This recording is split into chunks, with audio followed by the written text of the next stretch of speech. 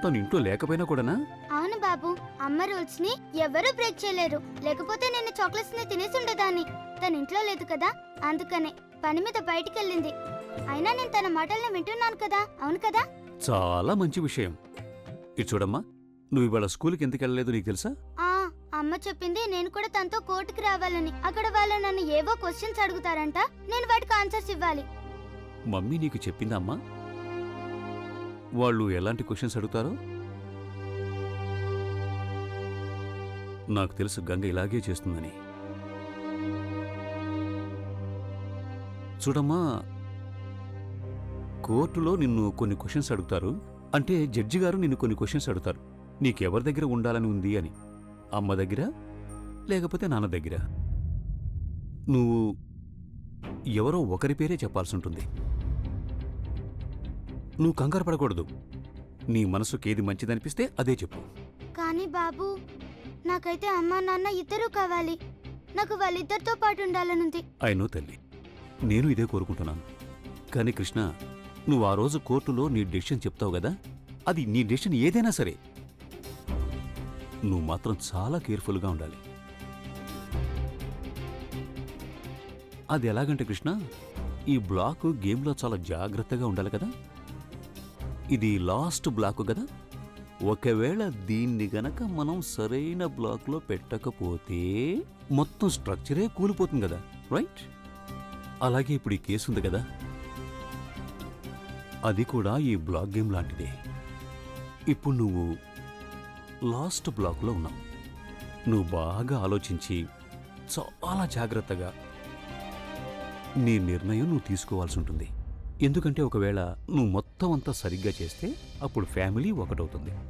ఒకవేళ నువ్వు కంగారు పడితే అప్పుడు మొత్తం అంతా కూలిపోతుంది. అందుకని కోర్టులో ఏం చెప్పాల్సి వచ్చినా ఆలోచించి చెప్పు. అలాగే ఏదైనా సరే నీకు నచ్చిందే చెయ్యి. ఎలా చెయ్యాలంటే దానివల్ల నీ కోరిక పూర్తిగా తీరిపోవాలి. నేనే దారి నుంచుకోవాలి బాబు? నేను మా అమ్మ నాన్న ఇద్దరిని చూస్ చేసుకోవాలంటే ఎలా? చూడు కృష్ణ, ఇది నేను నీకు చెప్పటం కాదు, నువ్వే స్వయంగా డిసైడ్ అవ్వాలి. నువ్వు పెద్దదానివయ్యావు, అన్నీ అర్థం చేసుకోగలవు. పైగా నువ్వు మీ అమ్మలాగా చాలా తెలివైన దానివి. కనుక నువ్వేం చేయాలనుకున్నా ఆలోచించి చెయ్యాలి, దృష్టిలో పెట్టుకుని. సరేనమ్మా, ఇక నేను వెళ్తాను. నేను అడిగానని గంగతో చెప్పు. మళ్ళీ వస్తాను. ఈసారి నేను నీకు ఇంకా బోలెడన్ని చాక్లెట్లు పట్టుకొస్తాను, సరేనా? జాగ్రత్తగా ఉండు. తలుపులు వేసుకున్నానా?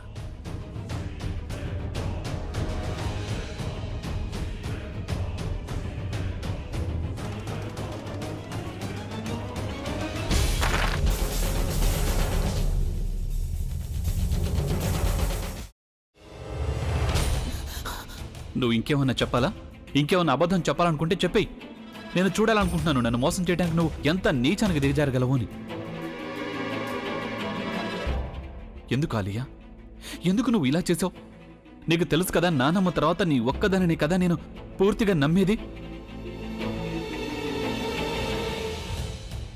ఏమన్నావు నువ్వు? ఈ మధ్య అన్నిటినీ మర్చిపోతున్నావా? అది చాలు. వాటిలో ఉన్న శక్తి విషయాన్ని గ్రహించి మనకు వివరిస్తాయి.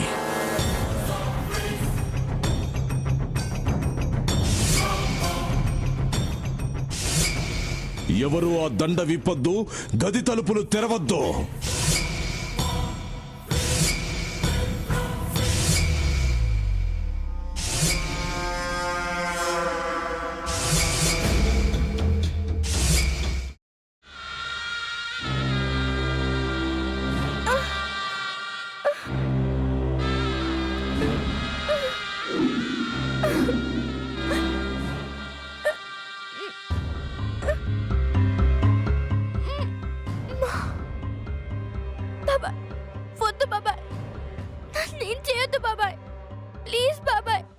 నీకు నిజం తెలిసినప్పుడే నా ఆలోచనలో నువ్వు చచ్చిపోయావు. అబ్బా ప్లీజ్ కొంచెం తినండి ప్లీజ్. భీమారావు గారు మీరా? ఇగో మీరా కాదు సక్కుబాయ్. అవును, మీ పనామే లేచిపోయిందని చెప్పి కంప్లైంట్ ఇచ్చినావు కదా.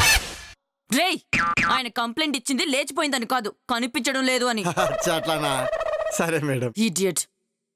ఆ వంట మనిషి పేరేంటన్నారు? రత్తాలు మేడం. ఏం పెద్ద మంచి, నీ వంట మంచిని కూడా మేడం అని పిలుస్తావా? రేయ్ హాఫ్ బ్రెయిన్,